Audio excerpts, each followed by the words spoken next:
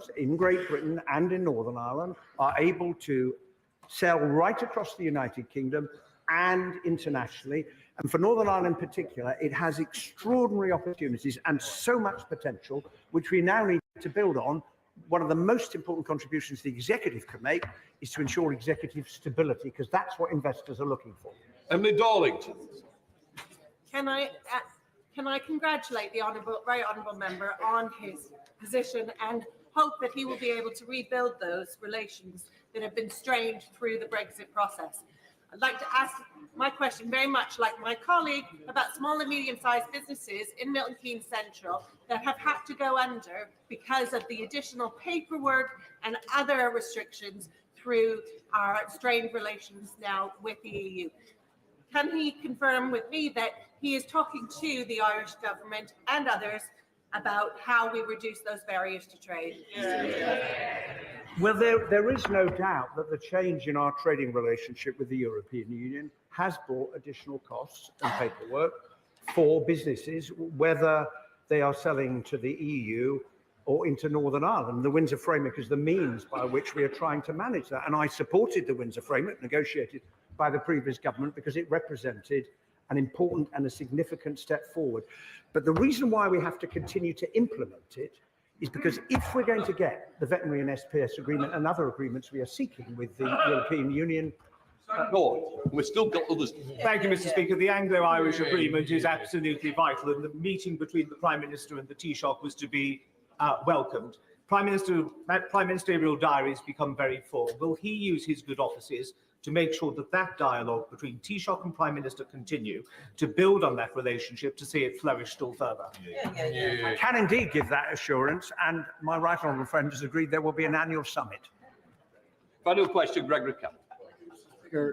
In discussions with the Irish government, does he agree with me that ensuring that they understand that the vast majority of people in Northern Ireland, whether they consider themselves to be British, Irish or Northern Irish, can see that there's a United Kingdom context that allows them that diversity, and that improving the lives of existing generations is the best way to preserve the lives of everyone for the future? I join with the honourable gentleman in that commitment to improving the lives of the people of Northern Ireland. That is something that we as a government are committed to work on with him and all of his colleagues in Northern Ireland. Can I welcome the Prime Minister Leader of the Opposition and all new members to the first questions to the Prime Minister, and in which case we're going to start with Callum Miller. Question one, sir.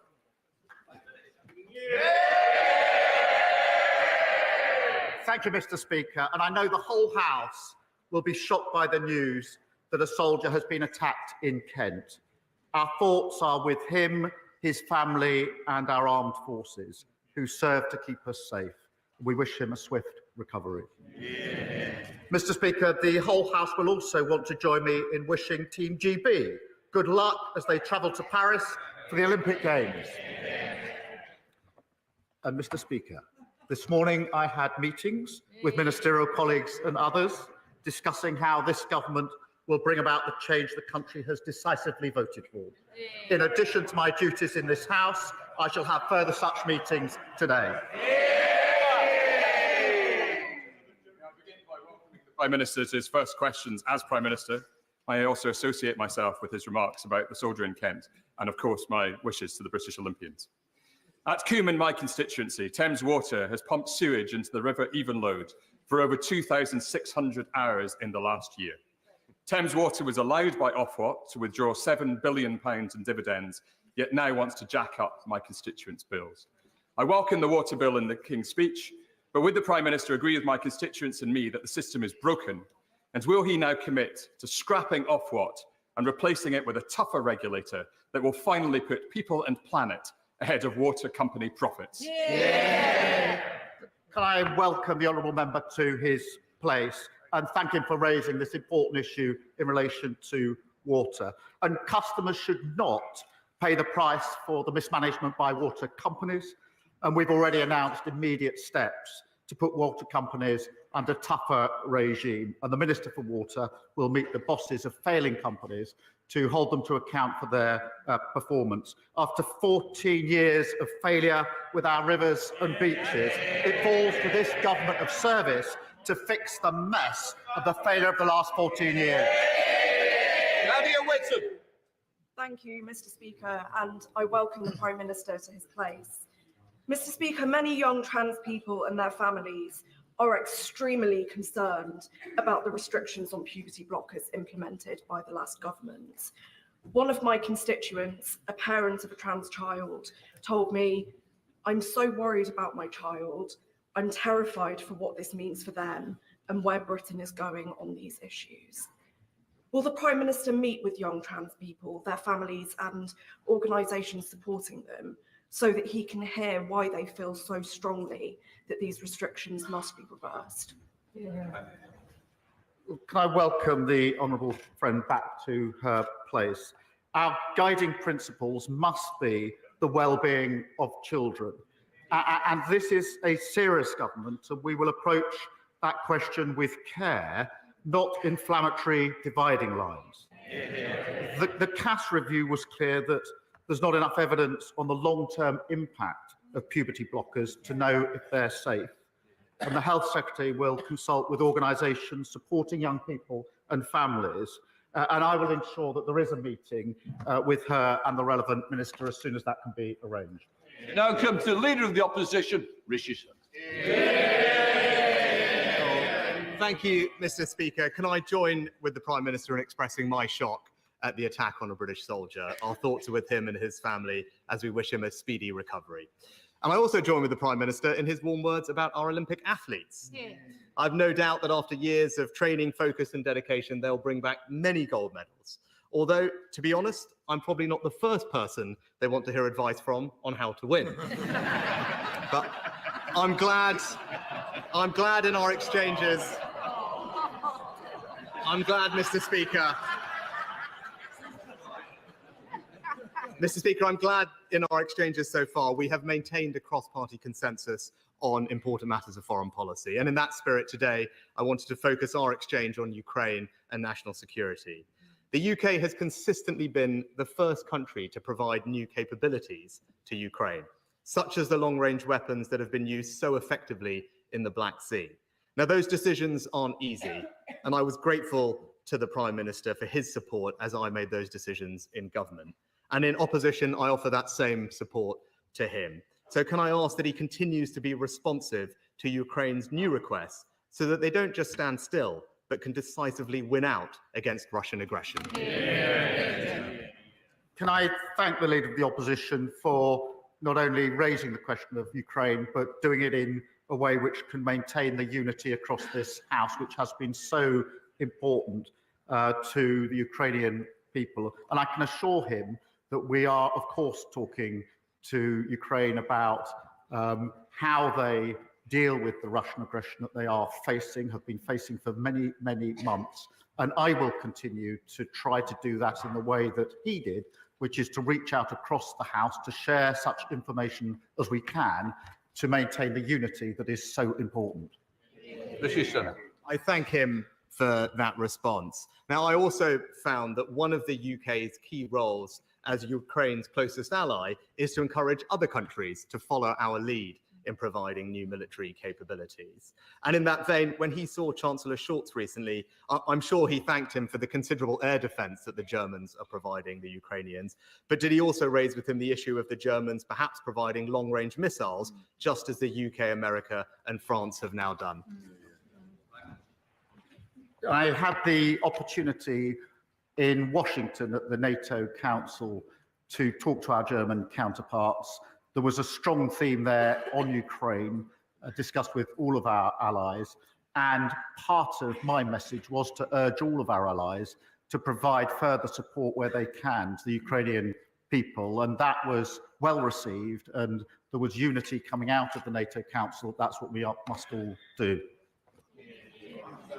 I'm glad to hear the Prime Minister raise the NATO summit as well, because I very much welcome the message that came out loud and clear from that summit, and indeed the Prime Minister's words from the dispatch box on Monday about Ukraine's irreversible path to NATO membership. And so does he agree with me that fatuous Russian claims on Ukrainian territory must not act as a block to Ukraine joining the NATO defensive alliance? I wholeheartedly agree, and it is for NATO allies to decide who is a member of NATO, formed 75 years ago, a proud and probably the most successful alliance that's ever been formed. And that's why it was really important at the summit that we were able to say there is now this irreversible path to membership. That's a step forward from a year ago, and President Zelensky was very pleased that we've been able to make that successful transition. The opposition.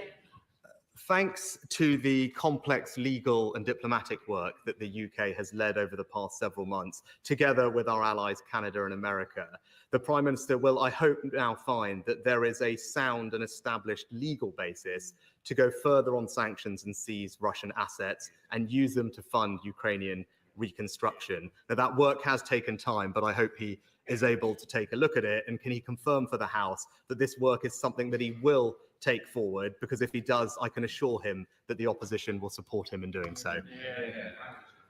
Again, I'm grateful for this opportunity to say how united we were on the question of sanctions across this House.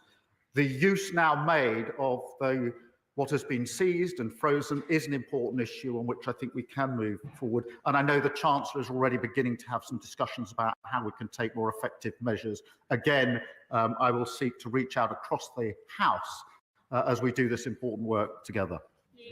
I very much welcome the Prime Minister's response, but I also welcome both his and the Defence Secretary's recent emphasis on the importance of the Tempest fighter jet programme. It's a crucial sovereign capability, as he mentioned, and important for our alliances with Italy and Japan. Furthermore, however, other countries also wish to participate. And in government, we had begun initial productive discussions with our friend and ally Saudi Arabia about their desire to potentially join the programme. So could the Prime Minister confirm that he will continue those initial positive conversations with Saudi Arabia? And again, I can assure him that he will have our support in doing so. Well, let me make this absolutely clear. This is a really important programme. Significant progress has already been made, and we want to build on that progress. And I've had some initial discussions, not least in Farnborough, where I was just a few days ago. Leader of the opposition. Finally, Mr. Speaker, can I just say that in the dangerous and uncertain world that we now sadly live in, I know firsthand how important it is that our Prime Minister can use his prerogative power to quickly respond militarily to protect British national security, sometimes without giving this House prior notice. Now, these are perhaps the most difficult decisions that a Prime Minister can take, and I welcomed his support when I made them. And I want to take this opportunity to assure him of the opposition's support if he deems it necessary to take similar action in the future. So does he agree with me that whilst the use of the prerogative power is sometimes politically controversial, it is essential to ensure the safety and security of the British people? I agree it's essential, and our security is the first duty of government. I was grateful to the Leader of the Opposition for reaching out when action had to be taken to me personally to ensure that I was briefed on the sensitive issues that lay behind the decisions that he had to take. And as I mentioned to him last week, I will endeavour to ensure that we proceed in the same way so that he has access to all the information that he needs to come to a determination, which I hope will be, to be able to support the position that this government takes. Thank you. Kim Ledbeat. Thank you, Mr. Speaker, and welcome back. Can I congratulate the Prime Minister on such a positive start to his premiership and on resetting the dial on politics as public service, as a force and as a force for good, irrespective reflective of our different views and opinions in this chamber and beyond. It's a very important message. And as such, would you join me in wishing the very best of luck to the 83 cyclists who have set off from West Yorkshire this morning on the 9th Joe Cox Way bike ride, travelling 280 miles down the country to London, celebrating all that we have in common through the power of cycling, including, sadly for the cyclists, probably quite a lot of sore legs and aching muscles. Of course, I will wish them good luck. I admire them. I'm not sure I envy them. It's 280 miles. But it's a brilliant cause, and the whole House, I think, misses our dear friend Jo. And I know that she would have been incredibly proud to have seen this government in place and would have played a big part in it. And, you know, I'd like to welcome my honourable friend back to her place. And I know that she will continue in Jo's spirit with the same dedication and determination. And I think I'm right in saying that her parents, and of course Jo's parents, are with us in the gallery today to see this first PMQs. We will always have more in common than that which divides us. We come to the Leader of the Lib Dems, Sir Ed Davey. Thank you, Mr. Speaker. And can I welcome the Prime Minister to his place at his first Prime Minister's questions? And can I associate myself and my party with the comments he made about the appalling attack on the soldier in Kent? And our thoughts are with his family and friends and comrades. And can I also associate our side with his comments on Team GP, and particularly talk about how we want them to succeed in Paris. The Prime Minister has many messes that he's inherited. One of them is the scandal over the carers' allowance repayments. An example is my constituent, Andrea, who is a full-time carer for her elderly mum. She went back to work part-time, mainly for her mental health, she tells me. She was earning less than £7,000 a year and has been hit by a bill from the DWP for £4,600.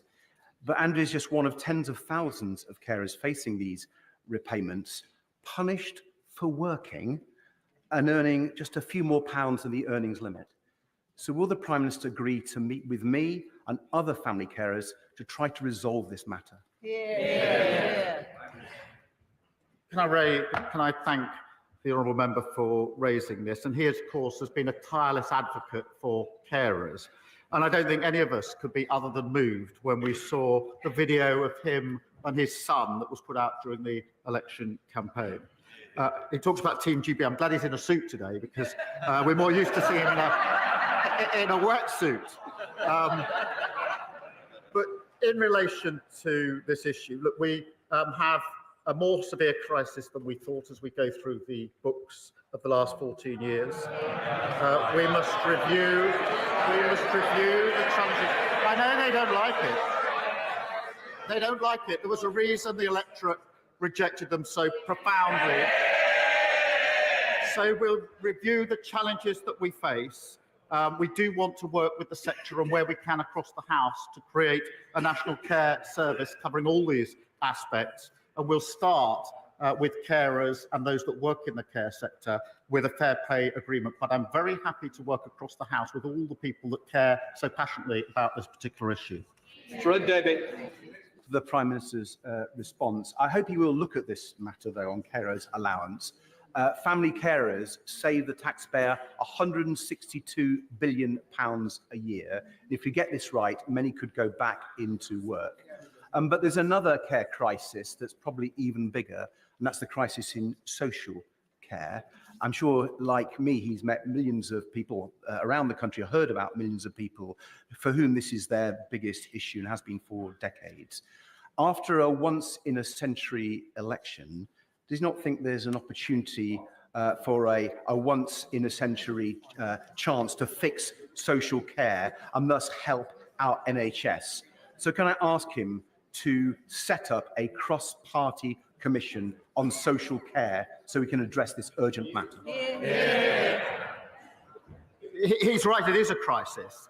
I'm sorry to have to report to the House it's not the only crisis that we've inherited. There's a crisis of failure absolutely everywhere after 14 years of failure that this government of service will begin the hard yards of fixing, including on social care. We will work across the House. We do endeavour to create a national care service. That will not be easy, but we can begin the first steps, and we will share that across the House where we can. And a little bit. Thank you very much, Mr. Speaker. For decades, my constituent, Jack Taylor, has been continuously ignored by previous governments. He and other nuclear veterans have been denied access to their medical records and compensation. The Prime Minister has rightly said these national heroes deserve full accountability and justice. Will he therefore consider supporting a special tribunal with statutory powers into this 70-year-long scandal? Can I first express my gratitude to the service personnel who participated in the British nuclear testing programme. It is right that I think nearly 5,000 now have got the nuclear test medals in recognition of their service, and the veterans have the right to apply for no-fault compensation under the War Pensions Scheme. And I will ensure on this issue a meeting is arranged for her with the relevant minister. Stephen Flynn.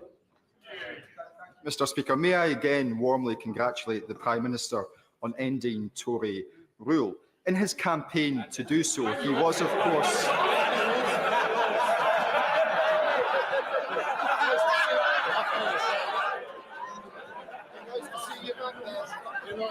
they're too close for comfort now. They're too close for comfort. In his campaign to do so, Mr. Speaker, he was, of course, joined by Gordon Brown. And just 5 days before the general election in Scotland, on the front page of the Daily Record, Gordon Brown instructed voters to vote Labour to end child poverty. Yet last night, Labour MPs from Scotland were instructed to retain the two-child cap, which forces children into poverty. So, Prime Minister, what changed?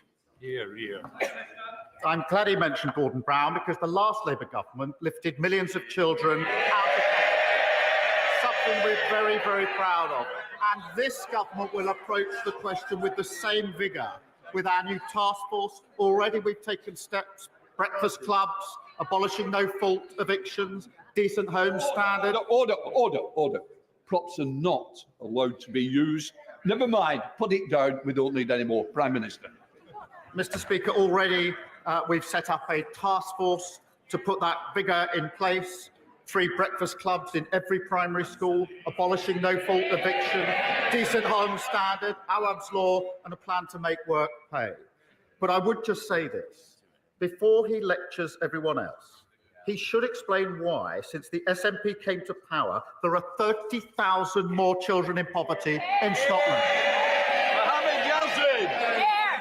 Thank you very much, Mr. Speaker. I'm pleased to see the government's swift action in officially calling for an immediate ceasefire, the release of all hostages, a rapid increase of humanitarian aid into Gaza, the restoration of funds to UNRWA, the commitment to complying with potential ICC arrest warrants, and to recognizing a Palestinian state.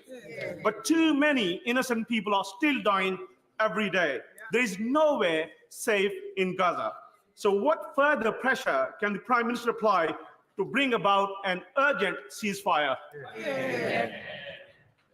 Both the Foreign Secretary and I have set out the urgent need for a ceasefire to Prime Minister Netanyahu. We want a pathway to a two-state solution, a safe and secure Israel alongside a viable sovereign Palestinian state. And I used my first overseas trip as Prime Minister, particularly at NATO, to raise this with world leaders. And under a Labour government, this subject will be discussed, negotiated, and fought for at the highest levels on the world stage. The alternative is standing on street corners protesting. Ultimately, only one of those will deliver change.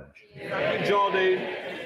Thank you very much, Mr. Speaker, and can I congratulate the Prime Minister and welcome to his place. And I'm sure he will want to reassure the many parents and teachers in Edinburgh West who've expressed concerns about the implication for our state education system in Scotland of the VAT increase in independent fees, which he proposes. Edinburgh City Council, led by the Labour Party, have produced 5-year projections which show we do not have capacity in the city to accommodate pupils who may leave the independent sector. Moreover, how will he ensure that the VAT raised in Scotland from those fees can be reinvested in already hard-pressed Scottish education? I do obviously understand the aspiration that parents who work hard and save hard have for their children that they send to private schools. But every parent has that aspiration, whichever school they go to.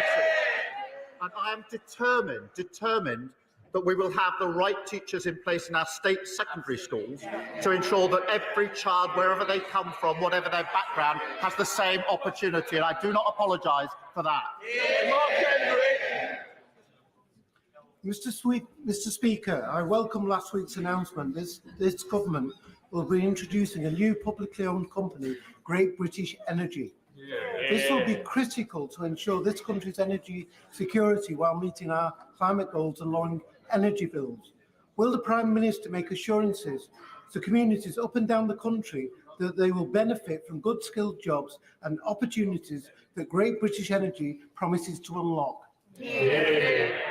Yes, and I'm really pleased that Great British Energy will be owned by and for the British people. Investing in the energy systems of the future, that means cheaper bills, renewables are cheaper. It means security, so Putin can't put his boot on our throat, and it means the next generation of jobs for years to come. Thank you. Thank you very much, Mr. Speaker. The Prime Minister has achieved something that we didn't think would be possible in such a short period of time. In less than 3 weeks, he has had a significant rebellion and he has suspended 7 of his members of Parliament, all for standing up for child poverty. This from a Labour government. The headlines are awful for the Prime Minister this morning. Poverty campaigners are furious with the Prime Minister. Is his honeymoon over before it's even begun? Having left for the election campaign with quite a significant number of SNP members and come back with a small handful, I really don't think lectures on what the electorate in Scotland are thinking. If you look at I'm very proud of our Scottish Labour MPs on this side of the House. And I simply repeat the point I made to his leader. Perhaps the SNP needs to account for the 30,000 extra children in poverty in Scotland. Thank you. Dan Tomlinson. Thank you, Mr. Speaker. The previous Conservative government cut the funding for the police in London by 1/3, taking £1 billion out of the budgets for London's policing and forcing the closure of both of the police stations in the Chipping Barnet constituency.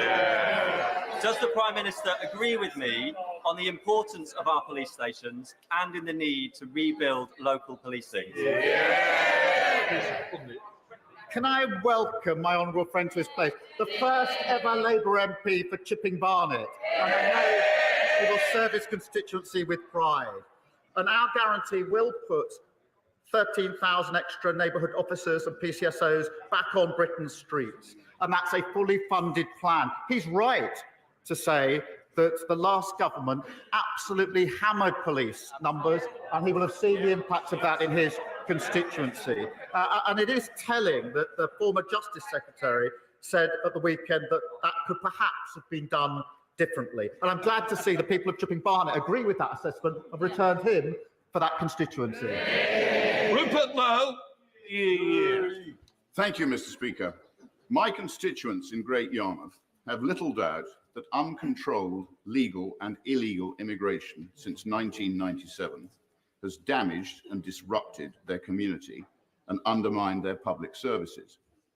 Does the Prime Minister agree that importing millions of people with no thought whatsoever to the brutal consequences has failed our country? I know the good people of Great Yarmouth would much appreciate a yes or no answer to this straightforward question. Good question, Rupert. I'm not sure I agree with his numbers, but look, I do think that it's serious that the previous government lost control of our borders. Record numbers have crossed the Channel. Since the Leader of the Opposition, when he was Prime Minister for 18 months, 50,000 people crossed the Channel. It's a serious issue that requires a serious answer. And that is why we will set up our Border Security Command to take down the gangs that are running this vile trade. What we won't do is waste further time on a gimmick that cost a fortune and remove just 4 volunteers. Bill Esterson. The Liverpool City region has one of the biggest concentrations of offshore wind in the world. 100,000 homes could be powered through the Mersey tidal project. Yet some members opposite want to block the jobs, the lower bills and the energy security from renewable energy. So can I encourage my right honourable friend to resist the siren voices opposite and support a range of technologies, including the Mersey tidal project, to maximise the benefits of clean energy for our country? Clean energy is at the heart of this mission-driven government. Boosting homegrown renewable energy is the best way to create new jobs, give us energy independence and lower bills for good. And that's why we'll be changing the planning rules to make sure that we can get Britain building again. And not just the houses, but everything that we need, including prisons, by the way, and to make sure we can deal with the mess that we have inherited. I'm pleased to hear of the viable projects that are being advanced, such as the Mersey tidal project, and we'll look at them carefully. Lewis Cocking.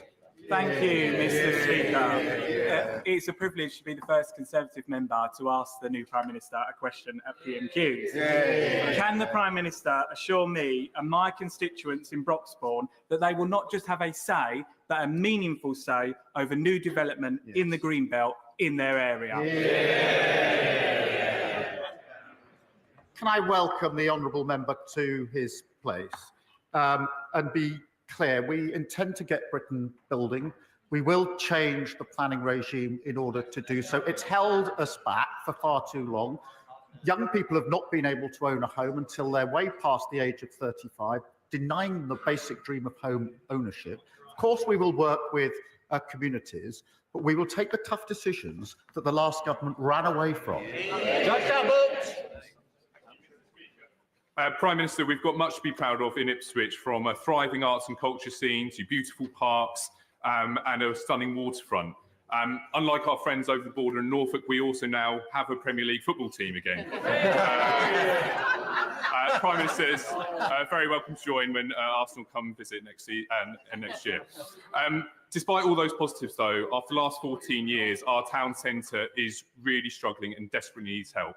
Can the Prime Minister set out to this House the steps he will take to revive town centres like Ipswich?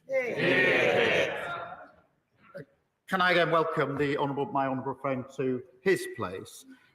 Congratulate Ipswich on their promotion, though not on, I think it's Boxing Day when they visit Arsenal. I'm going to resist the temptation that he puts in front of me to choose between Ipswich and Norwich. But on town centres, he's right that we need vibrant high streets. We need to make the change that we voted in to bring about. And that's why we will replace the business rate system to level the playing field. And we will absolutely address regional inequality through our local growth plans. Jim Ramsey. Thank you, Mr. Speaker. The UK is one of the most nature-depleted countries on earth. So I welcome the government's signal that it's committed to nature recovery. This is critical to humanity's future, as it affects everything from food security to public health and well-being. Please could the Prime Minister tell us how he'll show leadership personally on this existential issue? And in particular, will he attend the 16th Biodiversity COP later this year? And will the UK government be launching a bid to host a future UN Nature Summit? We are committed to nature recovery. It's a really important issue that this government will tackle. And he talks about leadership. And I'd ask him to show some, because it's extraordinary that, elected to this House as a Green politician, he's opposing vital clean energy infrastructure in his own constituency. So I ask him, we will put the plans before this House. I ask him to back those plans. John Powell. Mr. Speaker, on Sunday night at a community event in North Kensington, attended by hundreds of people, 15-year-old Renee Graham was shot and killed in a senseless act of violence. And my heart goes out to his family and the wider community that is feeling anxious, frightened and shocked. Can the Prime Minister ensure that North Kensington gets support from this government at this difficult time? And can he outline what measures the government will take to tackle gun violence and prevent young lives like Renee's being taken in the future? I welcome my honourable friend to his place and thank him for raising this awful case. The loss of a teenage boy in West London is shocking, and our thoughts, and I'm sure I speak for the whole House, are with his family and friends. I do urge the public to support the Metropolitan Police with any information which could help in their investigation, which is ongoing. Making streets safer is one of the 5 central missions of this government, and this is a shocking reminder of just how important that mission is. And we have an ambition to drive down this sort of violence in our communities. We do not want interventions like this as we've had over the last few years, and it is shocking to hear of this particular incident. Vickers. The last government invested massively in Teesside, most recently committing £1 billion to improving transport in our area.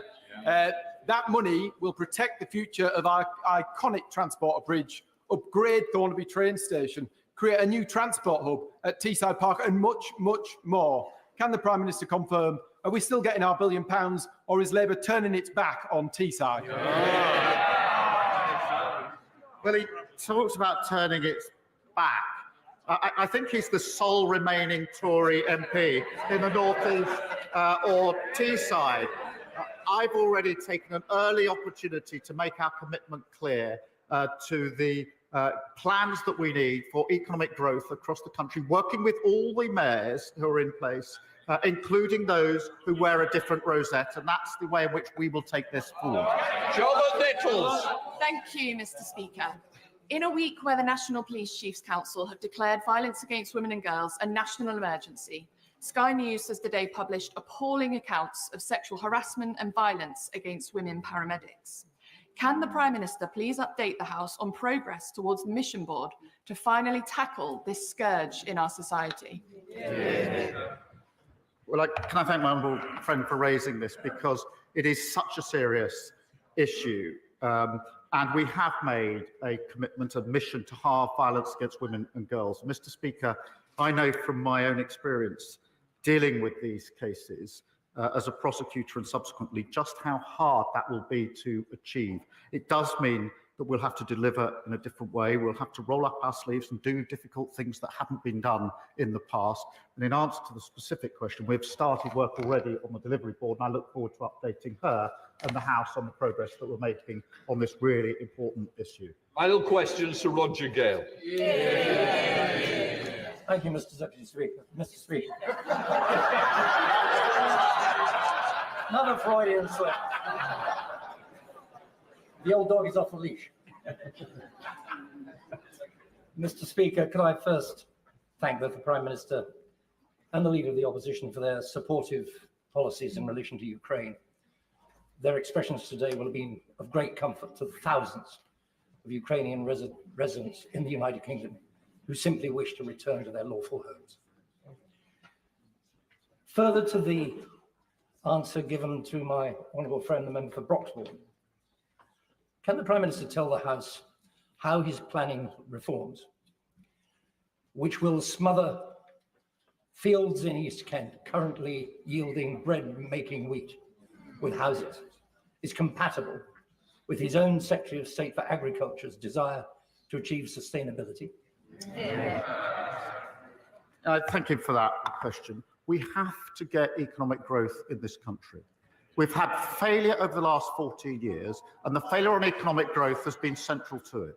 There's been failure to build the infrastructure we need, the houses we need, the prisons we need, and I think the whole House can see the consequence of that. We've got prison overcrowding, where emergency measures have had to be taken because the building of prisons hasn't kept pace with the sentencing of those to prisons. We've got housing crisis, where the dream of home ownership for most young people is simply gone under the previous government. To be over the age of 35 before you can get a secure roof over your head of your own is a huge dash of dreams. We're not going to listen to the party opposite. They put their case to the electorate. The electorate rejected them profoundly. And my advice would be, having sat at that dispatch box for 4.5 long years, is when you get rejected that profoundly by the electorate, it's best not to go back to the electorate and tell them that they were wrong. It's best to reflect and change your approach and change your party. That completes questions. We'll let the front benches change over.